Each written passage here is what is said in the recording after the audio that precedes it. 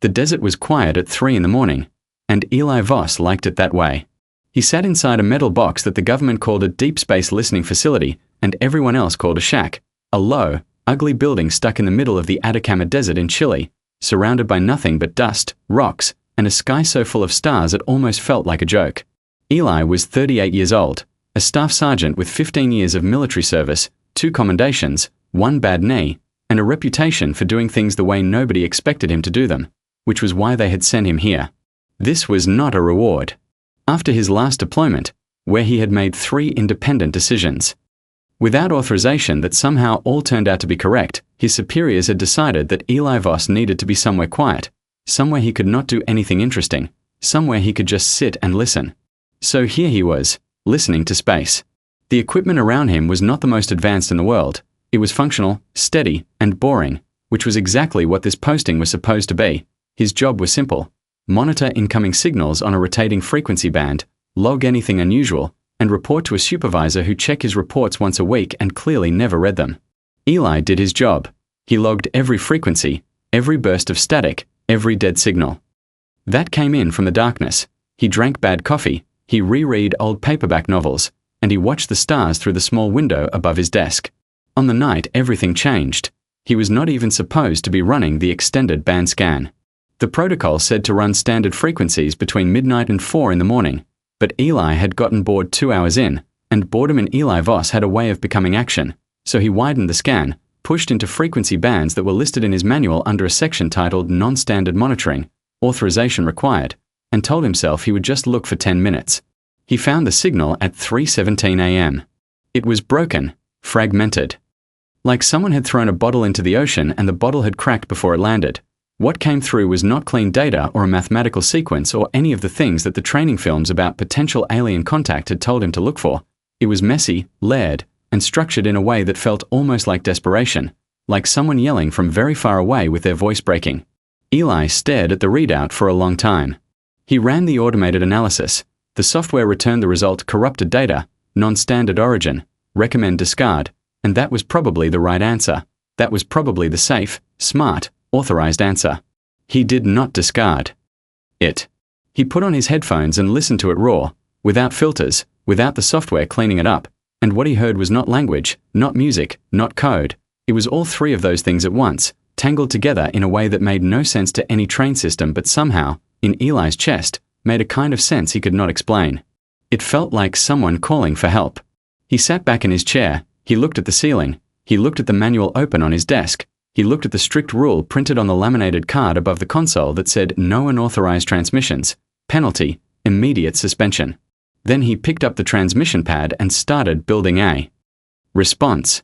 He did not use any of the official first contact templates. There were 7 of them, all approved, all dry, all designed by committees. Instead he did what felt right, which was a very Eli Voss kind of mistake. He opened with a sequence of prime numbers, clean and simple, because every training film agreed that math was universal. Then he added something no training film had ever suggested, for bars of Beethoven's Fifth Symphony, converted to frequency pulses. And then, at the end, in plain Morse code, he tapped out 2 words. We hear you. He sent it. Then he sat very still and waited to be fired. Across a distance that human instruments could not yet properly measure. Aboard a vessel that moved between stars the way a stone skips across water, Crown Princess Seravan Thale of the Ethan Sovereignty was sitting in a dim emergency chamber with a cut across her left forearm and the quiet knowledge that her convoy had been destroyed. The ambush had been precise, 3 Ethan escort ships gone in under 4 minutes, and Seravan's flagship had survived only because a pilot had made a jump that was, by any calculation, suicidal. They had landed in a region of dead space that no chart bothered to name, and Seravan had sent a distress call on every band available. Then she had waited. Her chief communications officer had told her, very gently and very professionally, that their signal was too degraded to reach Allied space, that the jump had taken them too far off any monitored route, that the chances of anyone receiving the call were extremely low. Seravan had nodded and told him she understood. She sat alone for a while after that. She was a princess, which meant she was very good at sitting calmly while internally the world was ending. When the alert chimed softly on her personal console, she almost did not look at it. When she did look, she went very still. Her translation AI had flagged an incoming response. It had labeled the file corrupted data, non-standard origin, analysis inconclusive, and recommended she discard it. The signal was chaotic. It came from a direction that was not on any sovereign map, and it was structured in a way that her most advanced linguistic software could not categorize. Seravin put on her own headset and listened to it without the filters. She heard the numbers first, clean, simple, prime, which was enough to tell her this was not random noise. Then came something that her translator had no category for, a pattern of pulses that had a shape to it, almost like rhythm, almost like feeling, and then at the end, two short words rendered imperfectly but unmistakably by the translation matrix. "We hear you." Seravin sat without moving for almost a minute. Her bioluminescent markings, pale silver lines that ran from her temples down the sides of her neck, began to glow very faintly, the way they always did when something moved her. She pulled up the origin coordinates of the signal, a small, unremarkable star system, one she had never heard of. She had the navigation AI render the location on her star map, a tiny dot, far out on the edge of the galaxy's quiet arm, surrounded by nothing notable. No sovereign territory, no allied species, no registered civilization. She saved the coordinates, she closed the file, she told no one. Her rescue came 6 hours later, and in all the chaos of returning to Ethan space and surviving the political storm that followed the ambush, she never mentioned the signal to anyone. But she did not delete the coordinates. She kept them the way you keep something that does not fit anywhere but feels too important to throw away.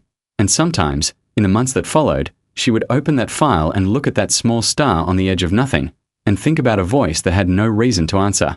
But answered anyway. Hashtag, this isn't a coincidence. Hashtag, the princess crossed the galaxy for him. 8 months after the night in the desert, Eli Voss was sitting in a small bar in Santiago, drinking something cold and reading a football match score on his phone, when two men in government suits walked through the door and looked directly at him. He had been suspended for 6 of those 8 months. His superiors had not been subtle about their feelings. The words reckless, insubordinate, and genuinely baffling had all appeared in his formal review. The unauthorized transmission had been flagged, investigated, analyzed by 3 different departments, and ultimately declared low risk due to probable non-receipt, which was the government's way of saying they thought nobody had heard it.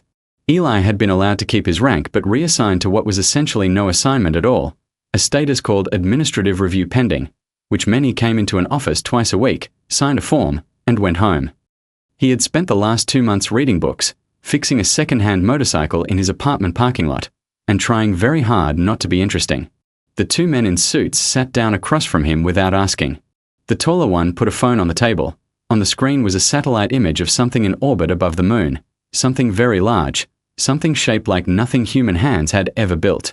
"You need to come with us," the tall man said. Eli looked at the image for a moment, then he looked at his drink, then he picked up his drink, finished it in one go, set the glass down, and said, "Okay." The drive to the emergency government facility took 40 minutes. Nobody spoke. Eli watched the city lights blur past the window and thought about the signal he had sent 8 months ago and the way he had always half believed, in the quiet part of himself that he never talked about, that someone had heard it. The facility was underground, fluorescent lit, and full of people moving very fast with very frightened faces. Eli was handed a badge, walked through 3 security doors, and brought into a briefing room where a general he had never met told him, in a voice that was trying very hard to stay calm, that an alien vessel of extraordinary size had dropped out of faster-than-light travel just outside the moon's orbital path approximately 9 hours ago. It had not attacked anything. It had not made demands. It had broadcast a single message on every frequency available, translated by a frantic team of linguists over 7 hours into something coherent, and the message was this: "I am looking for the one who answered." The general put a printed transcript on the table in front of Eli and pointed to those words. Then he pointed to Eli, and his expression was the expression of a man who had several important questions and was not sure he wanted any of the answers. Eli read the words twice. Then he said, "Has she landed yet?" The general stared at him. "How did you know it was a she?" Eli did not know how to answer that, so he just said, "Lucky guess." She landed the next morning. The world watched it happen. Every news channel, every satellite feed, every phone pointed at the sky. A transport vessel separated from the main ship and descended through Earth's atmosphere slowly and deliberately, the way something does when it wants to make very clear that it is not a threat. It landed in an open field outside Santiago that the government had cleared overnight, surrounded by military vehicles, cameras, and approximately 6,000 extremely nervous officials. Eli stood near the back of the official welcoming line in a jacket that he had borrowed because his good one was at the dry cleaner. He was holding a cup of coffee because someone had handed it to him and he had not thought to put it down. The door of the vessel opened. Crown Princess Seravan Thale stepped out into the morning sunlight of a planet she had never visited, in front of a species she had only heard of 8 months ago from 2 words tapped out in an ancient code, and she was the most extraordinary thing Eli had ever seen in his life. She was tall, nearly 7 feet, with pale silver-grey skin and a face that was structured like a human face but with proportions that were subtly, beautifully different. Her eyes were very dark, almost black, with a faint luminescence at the edges, and along her temples and down the sides of her neck ran those bioluminescent markings, currently glowing a steady, calm silver white in the morning light. She wore something between armor and formal dress, deep blue-black, and she moved with the kind of stillness that came from being someone who was always the most important person in any room and had stopped needing to prove it. She was flanked by 4 guards who looked at the crowd of Earth officials the way professionals look at a potential problem they are currently choosing to ignore. The head of Earth's diplomatic delegation stepped forward and began a prepared speech. It was a very good speech, 6 months in the making, translated carefully and reviewed by 30 experts. Seravan listened to it with polite patience, and then, before the diplomat had quite finished, she looked past him, past the row of generals and ministers and ambassadors, and her gaze moved down the line with a calm, specific quality, like someone checking something off against a memory. It stopped at Eli. He was near the back, in a borrowed jacket, holding a coffee cup he had forgotten to put down. He was not the most impressive thing in this field by any measurement. He was not even in the top 50 most impressive things in this field. And she looked at him the way you look at something you have traveled a very long distance to confirm is real. Eli looked back at her. He raised his coffee cup slightly, because he did not know what else to do. The silver markings on her neck pulsed once, brighter, and something in her expression shifted in a way that was very small but very clear. It was not quite a smile, not in any way a human face would make one, but it was warm and certain, and it was meant for him. The Earth's head diplomat turned around to see what she was looking at.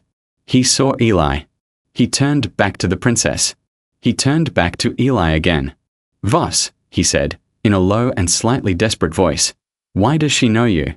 Eli finally remembered the coffee cup and put it down on the ground next to his foot. He straightened up. He said, "I may have sent a transmission 8 months ago that I wasn't authorized to send." The diplomat's face did several things at once. Seravan had already begun walking toward Eli. Her guards moved with her automatically. The row of Earth officials parted like water because when a 7-foot alien princess with bioluminescent markings walks towards something with that kind of purpose, you step aside. It is a very natural response. She stopped in front of him. She was much taller up close. He had to tilt his head back a little to look at her face properly. Her dark eyes studied him with a focused, careful attention. Her translation device spoke in a voice that was flat and mechanical, but the words it carried were not. "You sent the signal." It was not a question. Eli said, "Yes." She looked at him for another long moment. Then she said something in her own language first, before the translator caught up, something quiet, that might have been said to herself. The translator rendered it a half-second later. "I knew it was not a coincidence." Behind Eli, approximately 200 government officials, military officers, and diplomatic staff were experiencing varying degrees of personal crisis, and Eli Voss, suspended staff sergeant, an authorized transmitter, and currently the most confusing man on Earth, stood in a field in Chile and felt, for the first time in a very long while, like he was exactly where something had always been pulling him. This isn't a coincidence.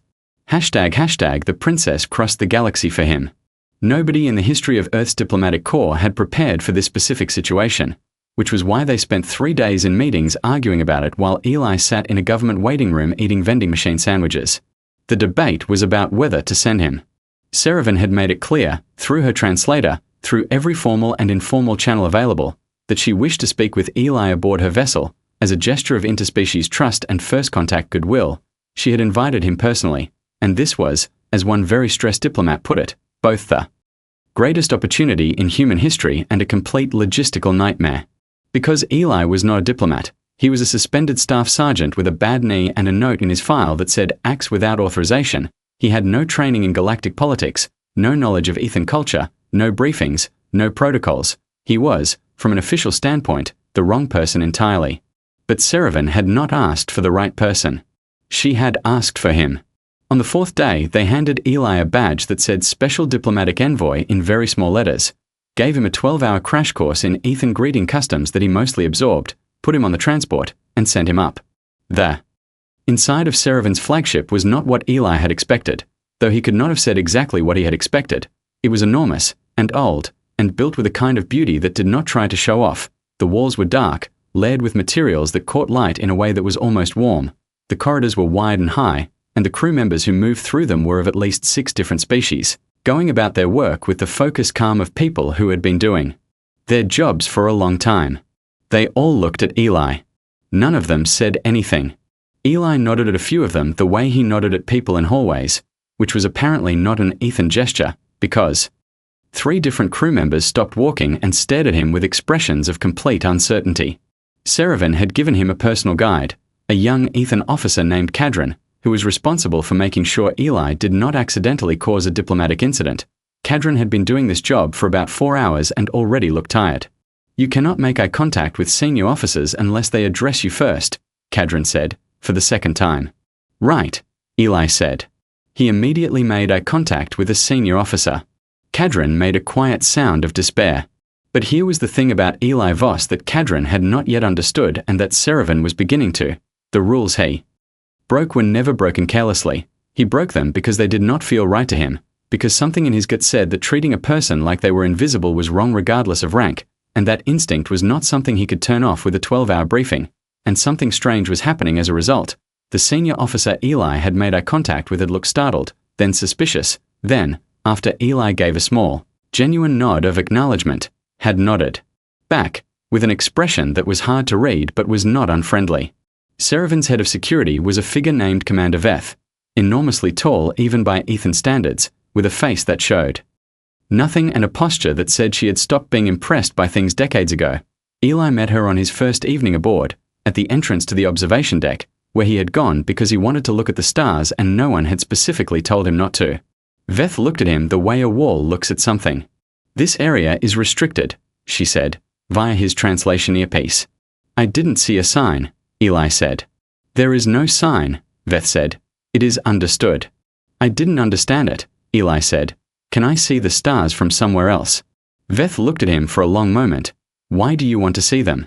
"I spent 8 months listening to signals coming from out there," Eli said, nodding toward the viewport. "I'd just like to look at where they come from." Veth was quiet for 3 full seconds, which in someone like Veth was a significant pause. Then she stepped aside and led him onto the observation deck. She stayed near the door, watching him, while he stood at the wide viewport and looked out at the stars. He did not know that she reported the conversation to Serevin that same evening, or that Serevin listened to it twice. On the 3rd day, someone tried to destroy the ship. It was not a full attack. It was sabotage, quiet and targeted. A device planted in the secondary power distribution hub that was designed to cause a cascade failure in the ship's navigation and life support systems. Serevin's security team found the threat alert at the same moment the device activated, which left a gap of approximately 4 minutes between "we know something is wrong" and "we have fixed it." Those 4 minutes were not calm. The lights dropped to emergency level, a low red wash that made the corridors look like the inside of something alive. Alarms sounded in frequencies that made Eli's back teeth ache, and the crew, trained and professional as they were, moved into emergency protocol with a speed that was impressive but that had one critical flaw. The protocol had not been designed for a situation where the primary corridors were blocked by a secondary fire triggered by the initial power surge. 3 corridors sealed. The damage control team could not reach the hub through standard routes. The window was closing. Eli was not part of any protocol. He had no role in the emergency plan. He was, officially, a guest and a civilian and someone who should have stayed in his assigned quarters and waited. He had been in his quarters when the alarm sounded. He had looked at the layout map on the wall, the one Kadrin had shown him on his first day in case of evacuation. He had thought for about 4 seconds, and then he had left his quarters and gone in the opposite direction from evacuation. He moved through the chaos with the particular calm of someone who had been in worse situations and had learned that panic is just energy looking for the wrong exit. He found a maintenance access corridor that was not sealed because it was not on the primary schematics. He found the secondary hub room, and he found 2 Ethan engineers standing in front of the device, unable to proceed because the fire suppression system in the room had failed and the heat was too high to approach. Eli looked around the room. He grabbed the emergency meal container from the wall kit, which was pressurized and sealed.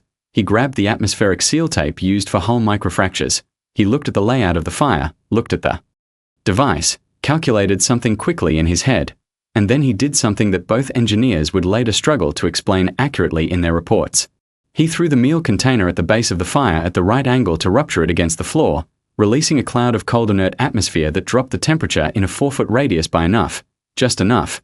Then he crossed the distance in 3 steps, applied the seal tape to the device's activation panel in a way that was never in any manual but worked, and held it there until the pressure equalized and the countdown stopped.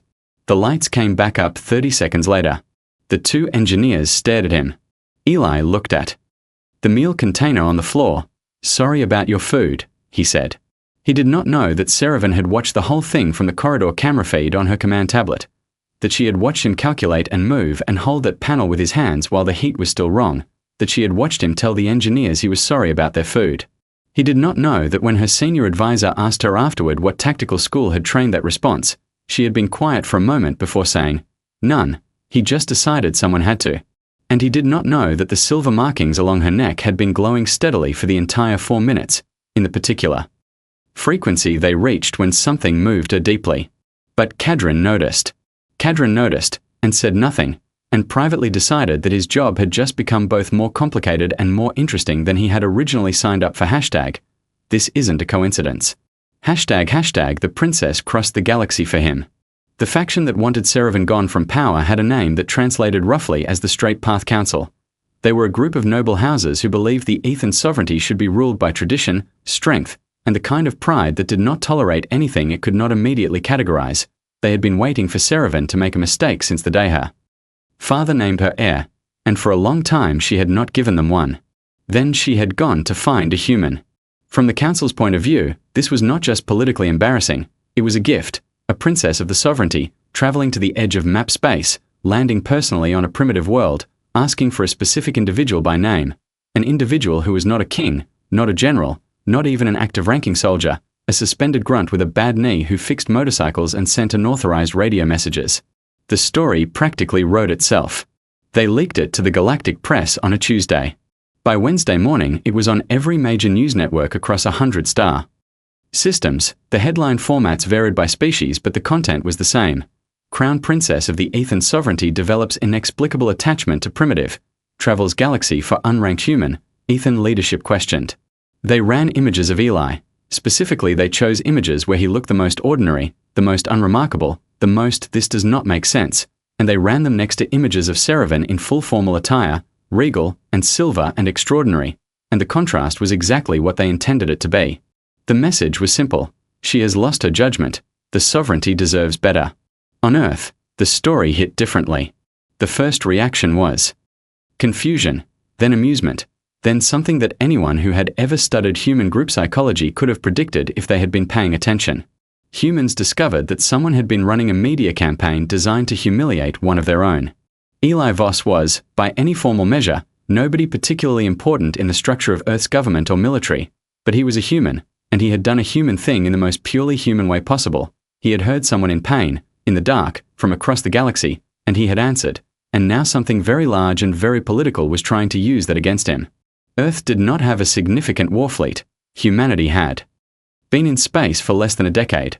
What they had was a handful of orbital defense platforms, 2 experimental long-range vessels, and a collection of scientists and engineers who were still genuinely excited about being in space at all.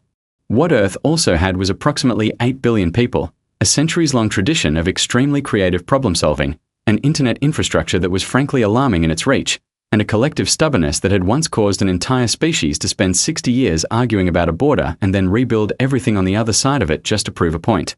The response began in small places.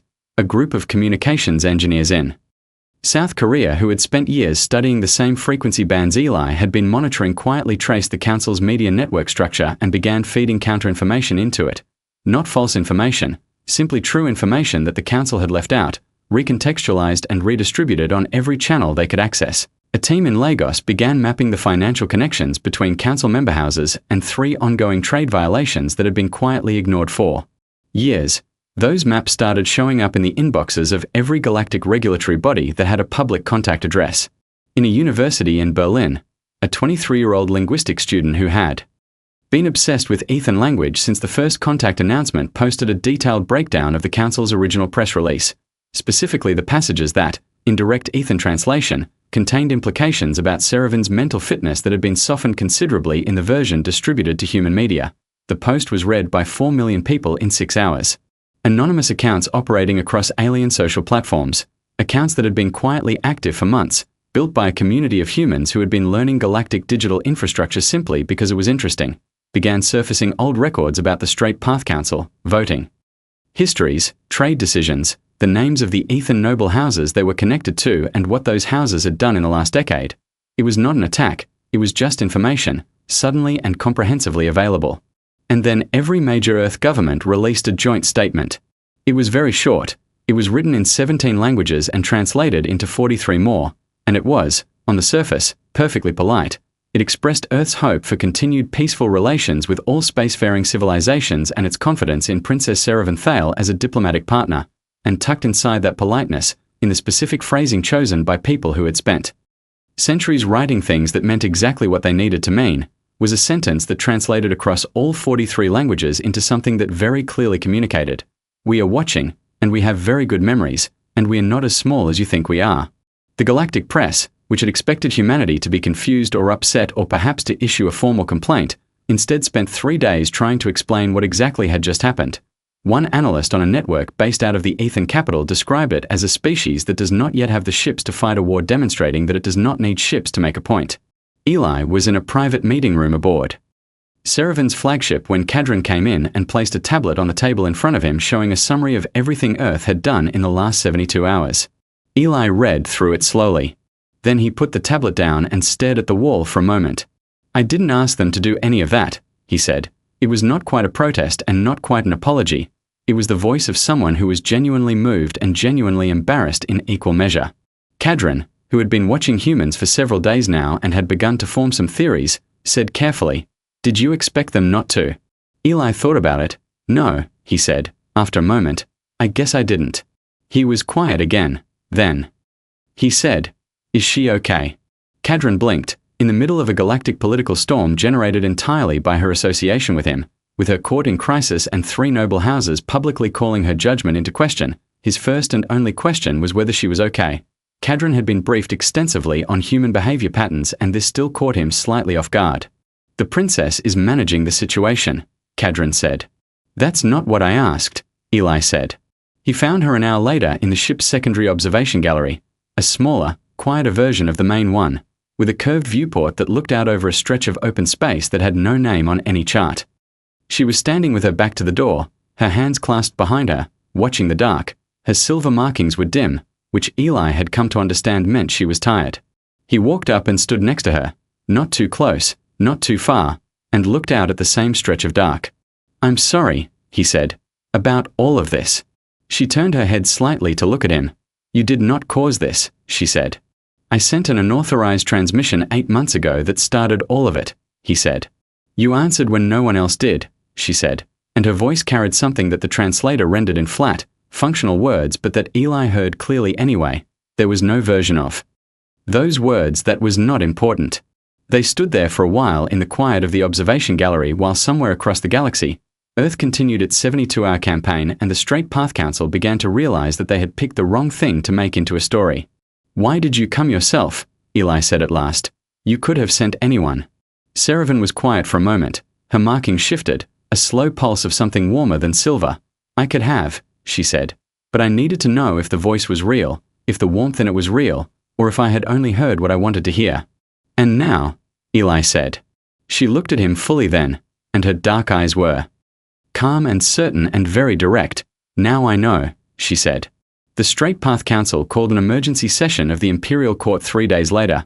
They arrived expecting to deliver a verdict. They arrived to find that the narrative had shifted entirely beneath them.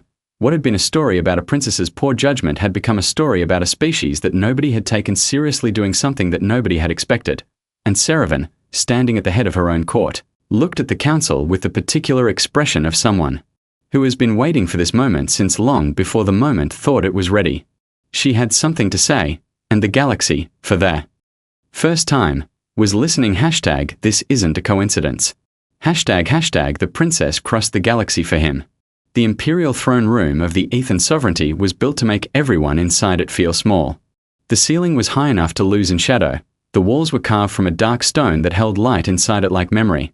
The seats of the noble houses rose in tiers on either side, hundreds of them, full now with every significant figure in Ethan politics, and at the far end, on a raised platform that was not quite a stage and not quite a throne and was somehow both, Seravan stood alone. Eli was in the back of the room. There had been significant debate about whether he should be in the room at all. Commander Veth had ultimately settled it by standing next to him with her arms crossed and her expression communicating clearly that anyone who objected was welcome to explain their objection to her directly. No one had explained their objection to her directly, so Eli stood near the back wall, between Cadron and a structural column, and watched. The head of the Straight Path Council was a lord named Praven, old, sharp-faced, and very certain of himself in the way that people become when they have never truly lost at anything important.